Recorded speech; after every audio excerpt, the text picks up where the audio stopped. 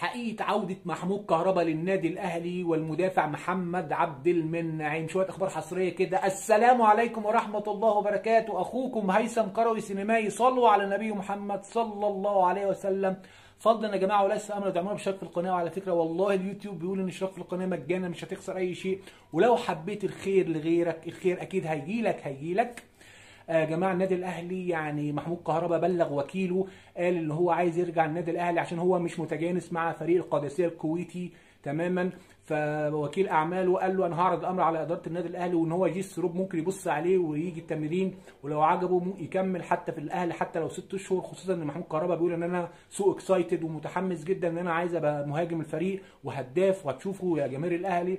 خصوصا كمان ان جريديشار احتمال يتم اعارته في يناير القادم. الخبر اللي بعده محمد عبد المنعم، النادي الاهلي عايزه يوقع معاه سنتين، فمحمد عبد المنعم رافض. قال ان انا ما صدقت اتعلمت اللغه الفرنسيه في النادي بتاعي في فرنسا، فانا ممكن اجي معاكم 6 شهور فقط لا غير. فالله اعلم يعني العرض ده مناسب للنادي الاهلي ولا لا، ان هو يجي 6 شهور ولا لا.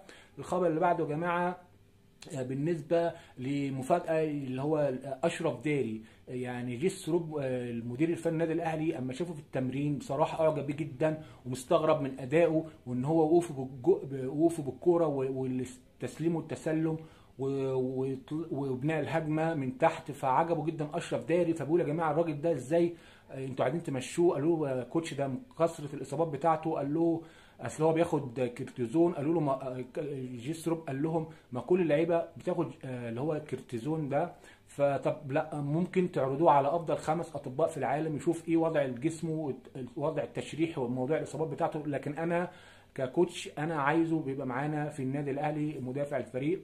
الخبر اللي بعده يا جماعه ابراهيم ديباتي، طبعا جيس روب شافه معجب بيه جدا، وخصوصا كمان ان جيس روب شال من حساباته اسد الحملاوي المهاجم الفلسطيني، فعايز ابراهيم ديباتي. فالنادي الاهلي يعني شايف ان هو التصاعد بتاعه في السيزون اللي فات السنه اللي فاتت واللي قبلها بس في الدوري، وحتى لو جاي من اتلتيكو مدريد الاهلي مش عايز يلبس في مهاجم وخلاص. فقال ان انا ممكن النادي الاهلي ان هو ممكن يعمل اعاره ل6 شهور، اعاره بنيه الشراء، يشوفوه الاول لو الراجل تمام واثبت كفاءه معاهم يكملوا ويعملوا معاه عقد 4 سنين.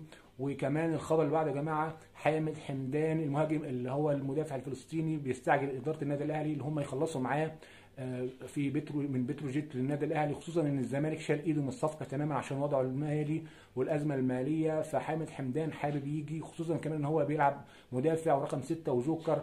ودي شويه اخبار حصريه، وادعمونا بالاشتراك في القناه. السلام عليكم.